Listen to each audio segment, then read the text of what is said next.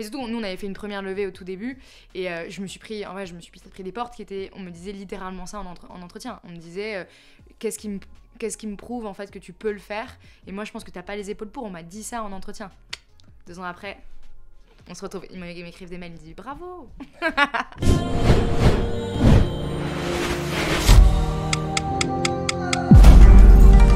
Ma motivation la plus forte dans ma vie, c'est que les gens ils osent réaliser leurs rêves. Je veux déclencher une révolution en remettant la méritocratie au cœur de notre société. Donc, si tu as envie de faire changer les choses, je pense que ça doit passer par l'entrepreneuriat. Quoi que tu dises, quelle que soit la phrase que tu dis, il y a un mec qui n'est pas d'accord. Yo, c'est Jules pour Le Crayon. On se retrouve aujourd'hui pour une interview business. Nous sommes avec Chloé et Marie. Bonjour Chloé. Bonjour Jules. Chloé, tu as monté Ada Tech School, qui est une école de code. Donc, je vais te laisser décrire le principe et présenter. Qu'est-ce que c'est Ada Tech School ? Ada Tech School, c'est une école d'informatique alternative et inclusive. Nous, notre conviction, en fait, c'est que l'éducation doit être réinventée de A à Z pour façonner une société qui soit plus inclusive et plus durable. Et donc, du coup, notre solution, c'est de proposer une formation à l'informatique pour donner le numérique comme un outil d'empowerment pour des populations qui, aujourd'hui, n'ont pas nécessairement accès à ces jobs. En tout cas, sur le site internet, c'est présenté comme une école féministe. Absolument. Là, tu n'as pas mentionné le mot, mais tu parles plutôt de populations qui n'ont pas forcément cet accès-là. Tu as vocation à t'élargir ou la question de la place de la femme dans les milieux informatiques est la question principale ? Je dirais que c'est la question première et c'est le premier angle de la diversité qu'on a attaqué. Et donc, du coup, en fait, aujourd'hui, dire une école féministe, et en plus, moi, je suis convaincue que le féminisme, c'est réfléchir à la société en tant que avec des mécanismes de discrimination et de hiérarchie sociale, en fait. Et à partir du moment où on commence à regarder par cet œil-là, au fond, en fait, on déconstruit un certain nombre aussi de discriminations qu'il y a sur d'autres catégories de population. Et donc, pour moi, du coup, les femmes sont on va dire le premier travail qu'on fait, mais je pense que quand on fait une école qui est féministe, on fait une école qui est diverse au sens large. Et en fait, on le voit assez bien dans aujourd'hui nos élèves. On a des élèves qui sont de tout âge, de tout bagage académique, de toute origine sociale, de toute origine tout court, de toute orientation sexuelle. Et du coup, c'est c'est vraiment divers au sens large, quoi. C'est vrai que la question de la mission, du sens, ce sont des mots que tu as utilisés. Mais il y a aussi du coup à côté de cette dynamique, en parallèle de cette dynamique entrepreneuriale, il y a cette dynamique recherche de sens. Ouais. Et bon, on peut lancer plein de boîtes de logiciels qui vont lever beaucoup de fonds, qui vont être très très lucratives. Toi, tu as fait un truc qui est sans doute qui fonctionne parce que c'est le propre d'une entreprise, mais où tu avais peut-être pour ambition de répondre justement à du sens aussi. Bah ouais, totalement. Enfin, il y a un truc, c'est que l'entrepreneuriat, en vrai, c'est dur. C'est assez sacrificiel et c'est surtout, en fait, moi, je trouve que c'est un challenge mental de malade. J'ai l'impression de gagner beaucoup d'années de psy grâce à l'entrepreneuriat. Mais c'est un challenge mental de malade. C'est quand même une vie un petit peu spéciale.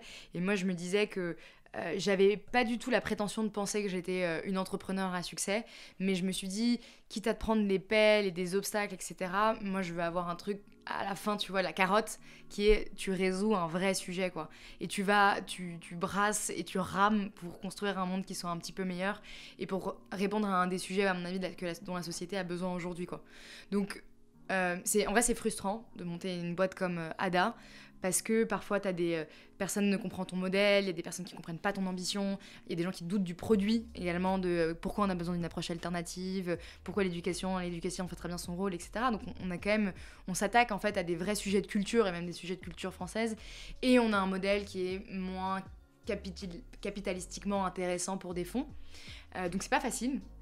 Et je trouve aussi qu'on agrège autour de soi des personnes, que ce soit des salariés, des élèves, finalement nos investisseurs, nos partenaires, etc., qui te donnent envie de te lever tous les matins parce que eux et elles aussi, ils ont envie de contribuer à ce monde, à cette société.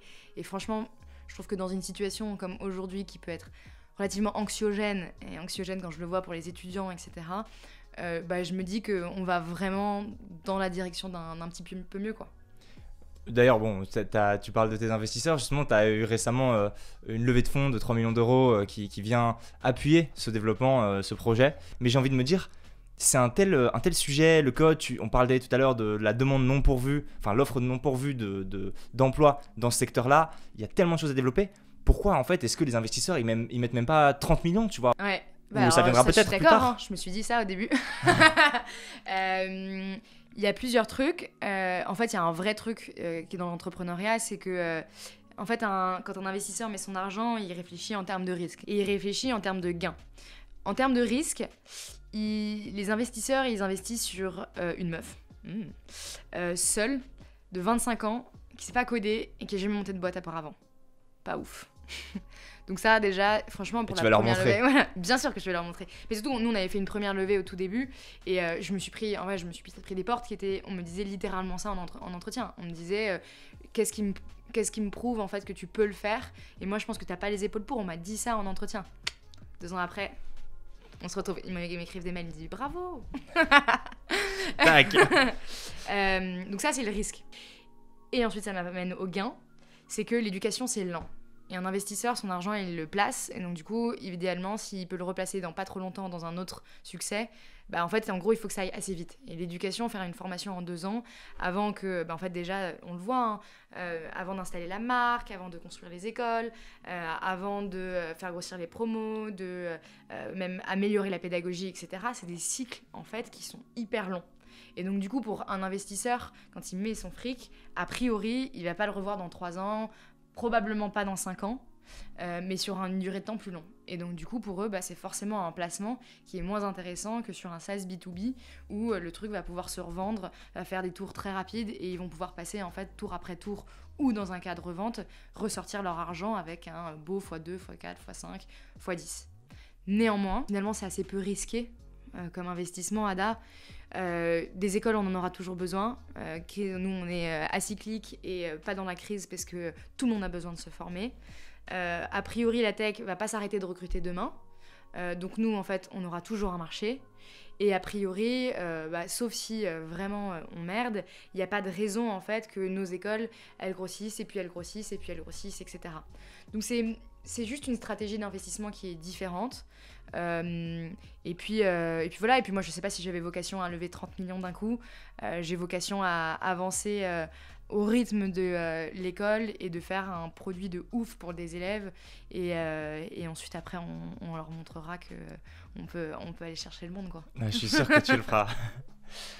Non mais c'est un sujet pour l'État aussi de réfléchir à du long terme, tu vois, d'avoir des ingénieurs français divers effectivement, mais même juste ce critère-là de français, de pousser des écoles qui forment des gens, parce qu'on se plaint de la fuite des cerveaux, on se plaint du fait qu'il y ait je crois la moitié presque des ingénieurs dans le monde qui soient indiens, mais en fait formons-les en France aussi, quoi. Donc j'espère que vous avez ce soutien-là de l'État aussi, ou en tout cas que ça viendra.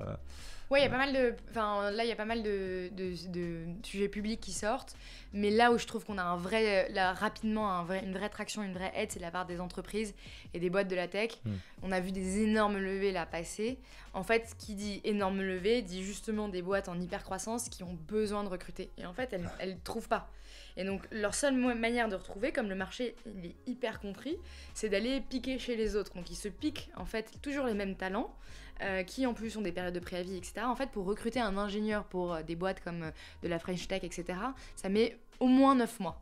Au moins 9 mois, ça te ralentit sacrément dans ton développement et en fait, ta vélocité pour aller répondre à ton marché. Et donc du coup, en fait, ils ont besoin de solutions comme nous, de personnes pour former et les accompagner. Et puis en plus, si on peut faire un peu de diversité dans l'histoire, bah, pour eux, ça a quand même vachement de vertu. Parce que quand on construit un produit pour la société, pour des utilisateurs qui sont différents, il vaut mieux que les gens autour de la table soient représentatifs des utilisateurs que tu adresses. Un petit sujet sur la question des capacités, des compétences. Ouais. Est-ce que tu penses qu'il y a des prédispositions dans les compétences pour le code et pour l'informatique, ou est-ce que tu penses qu'on peut tout apprendre? Alors, moi, je pense que ce dont on a besoin dans la programmation, c'est de littéralement reprogrammer ton cerveau. En fait, il faut complètement déconstruire ce truc, mais ce qui est assez aussi vrai dans l'entrepreneuriat, que tu as une bonne réponse et que en fait, quelqu'un a la bonne réponse quelque part et qu'il peut te la donner. Ce qui est en gros ce qu'on t'apprend à l'école, hein, c'est que faux, vrai, t'apprends par cœur des trucs, c'est bon, c'est inscrit, et puis ensuite tu peux faire. En fait, dans la programmation, c'est pas ça, tu résous des problèmes qui sont constamment différents. Et du coup, t'as un vrai... Et puis en plus, les technologies évoluent de manière constante et ultra rapide. Et en fait, tu dois mettre ton cerveau en mode apprentissage continu, recherche continue. Et en fait, c'est un vrai truc violent hein, pour certaines personnes qui sont allées peut-être dans des formations ultra traditionnelles où c'était assez descendant comme savoir, je te transmets mon savoir et tu peux l'appliquer et c'est bon, on n'en parle plus, etc. Ça ne marche pas dans le code en fait. Et du coup, moi, ce que j'ai observé, c'est les personnes pour qui ce n'est pas possible, en fait, de réussir à programmer. C'est des personnes qui n'arrivent pas à se défaire de ce truc de « je ne sais rien, je vais apprendre toujours et il va falloir que je cherche les choses par moi-même ». Donc, je dirais que la vraie compétence, en fait, ou plutôt capacité pour coder, c'est cette forme de ouverture d'esprit, de débrouillardise, de non-peur de l'inconnu, d'autonomie, de pensée critique, de recherche. En vrai, pour moi, c'est du full soft skills. Et après, il faut les bases des maths. Il faut les bases des maths, mais ça, c'est des maths que tu apprends au collège, quoi, dont tu as besoin dans le code. Donc, pour, en tout cas, la programmation, logiciel, etc. Je parle pas de questions de machine learning. Je parle vraiment de programmation. Je t'apprends à faire une application, un logiciel. Et ben, en fait, voilà, tu as peu besoin de maths. En revanche, tu as besoin d'un cerveau, ou plutôt de reformer ton cerveau, à apprendre en continu, à chercher de l'info et à avancer à petits pas. C'est du test and learn. Pour aller vers la fin de l'interview, les 2 dernières questions. Ouais. Est-ce que tu as un entrepreneur, une entrepreneuse que tu aimerais voir dans l'interview business du Crayon ? Moi, j'aime beaucoup comme entrepreneur, il y en a plusieurs. J'aime beaucoup les fondateurs de Veja. Parce que je trouve que ce qu'il dit sur le sujet, c'est pas juste de faire un produit qui soit éthique, mais c'est de reconstruire une boîte qui soit éthique dans sa totalité. Je trouve que c'est vrai et c'est poussé en fait aujourd'hui, enfin, c'est un peu les sujets du greenwashing, etc. Comment on réinvente non pas le produit de consommation, mais plutôt la consommation justement, la manière de consommer. Et du coup, c'est comment on repense le système dans sa globalité. Donc moi, je trouve que les fondateurs de Veja sont incroyables. Et voilà, et je trouve qu'aussi dans la même philosophie, il y a les fondateurs d'Alan sur comment aussi on peut réinventer l'entreprise et les façons de faire et tout. Pour que voilà. Moi j'aime bien ces pensées systémiques en fait, parce que je trouve qu'il n'y a pas de solution miracle et que c'est malheureusement il n'y a pas de solution miracle, mais il faut avoir des solutions qui soient plus systémiques dans la culture, les process, la façon de faire, les relations et voilà, les modes de travail. Veja qui est donc cette marque qui fait notamment des chaussures. Absolument. Non, mais donc pour la communauté, donc Veja qui est cette marque qui fait notamment des chaussures plus responsables. J'ai pas les matériaux exacts en tête. Il y a c'est pas de cuir, etc. Ok. Je crois que c'est matériaux végétaux. Ouais.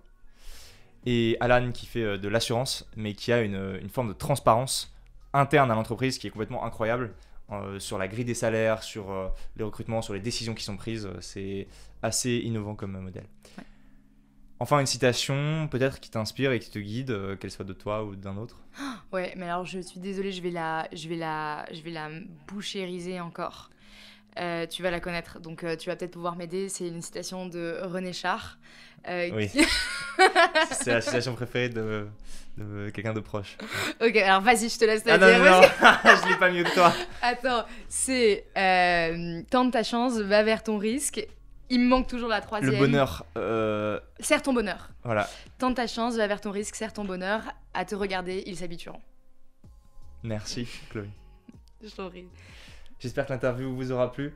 N'hésitez pas à le faire savoir en commentaire, à dire ce que vous pensez de ces sujets-là, de code, d'école de commerce, de pensée systémique dans la manière dont on envisage son entreprise.